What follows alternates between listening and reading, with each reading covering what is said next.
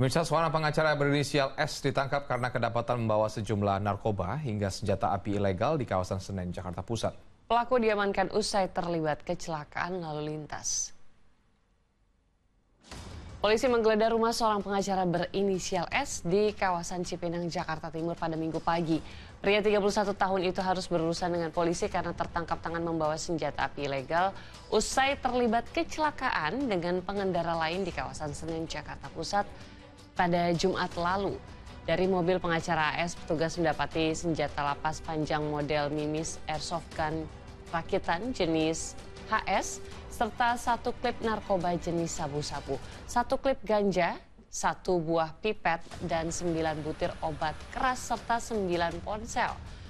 Oknum pengacara itu kini masih menjalani pemeriksaan di ruang penyidik Polres Metro Jakarta Pusat dan telah dijadikan tersangka atas kepemilikan senjata api ilegal dan narkoba.